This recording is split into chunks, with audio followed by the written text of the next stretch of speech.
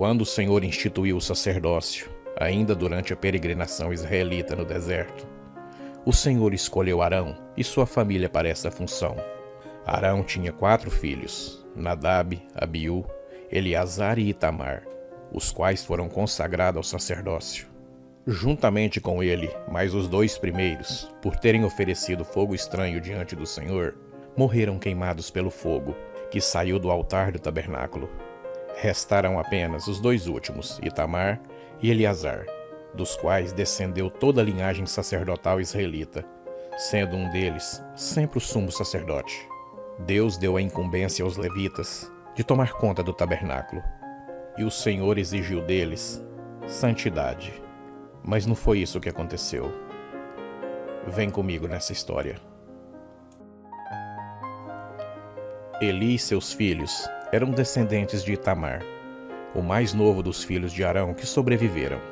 A história de Eli nas Escrituras ficou marcada não apenas pelo contato com o jovem Samuel, mas principalmente pela rebeldia de seus filhos. O grande problema de Eli foi seus filhos.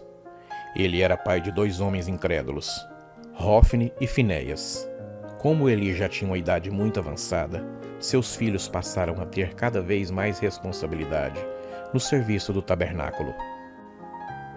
Ele falhou muito na educação dos filhos, talvez por causa do encargo pesado de ter que atuar como juiz de todo o povo durante 40 anos. Ele não soube dar a eles a devida formação e nem foi capaz de colocar limites sobre eles. Hofni e Finéias eram ímpios, ou pelo menos agia como tal, e não conhecia o Senhor.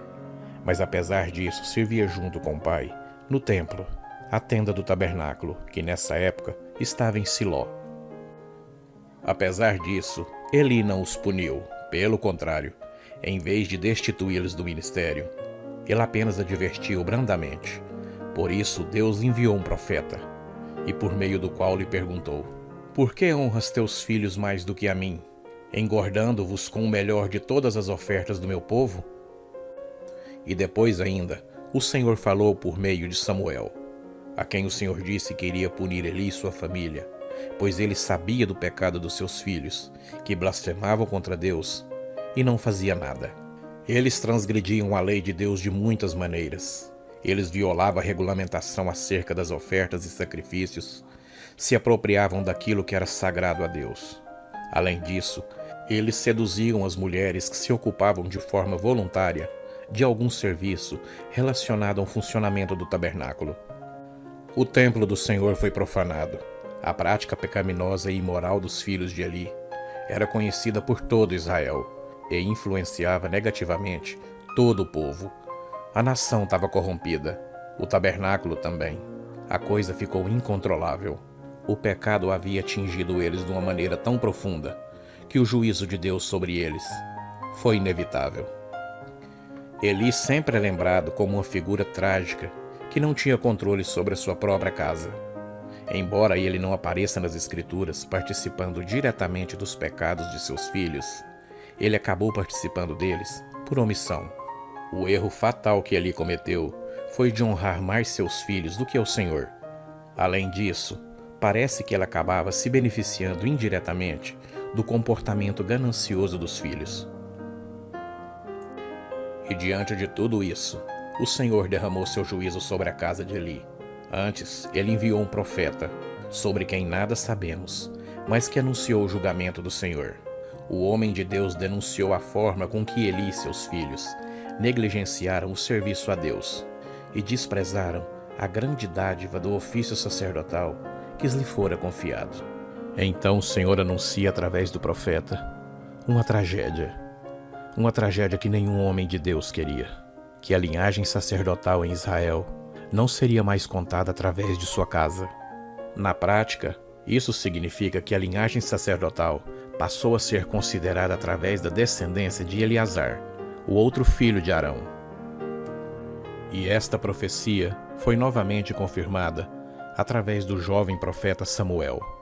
Deus também avisou Eli que seus filhos morreriam no mesmo dia e que ele seria o último homem idoso da sua casa. Todos os outros haveriam de morrer no auge da idade. A morte de Eli se deu num contexto de verdadeira tragédia. Os israelitas estavam em guerra contra os filisteus, e os filhos de Eli levaram a arca do Senhor à batalha, como um tipo de talismã.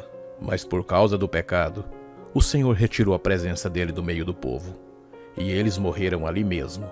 Eli e a mulher de Finéias morreram ao receber a notícia. Mas ainda ficaram alguns descendentes e parentes de Eli, os quais, mais à frente, foram mortos por Saul. Nessa ocasião, o tabernáculo tinha sido transferido para Nobe, e o sumo sacerdote era Aimeleque, bisneto de Eli. Só escapou Abiatar, que mais tarde tornou-se sumo sacerdote durante o reinado de Davi, mas foi destituído por Salomão, cumprindo-se a profecia do homem de Deus em Siló. A tragédia também atingiu toda a nação quando os israelitas foram derrotados pelos filisteus, e estes tomaram a arca da aliança, símbolo da presença de Deus do meio do povo. Por isso, a mulher de Finéias, que morreu ao saber da notícia enquanto dava à luz ao menino, deu-lhe o nome de Icabode, que significa foi-se a glória de Israel. A história de Eli se salva pelo fato dele ter acolhido no tabernáculo e ensinado corretamente Samuel, que a seguir se tornou grande personagem da história de Israel. Esta foi a história de Eli.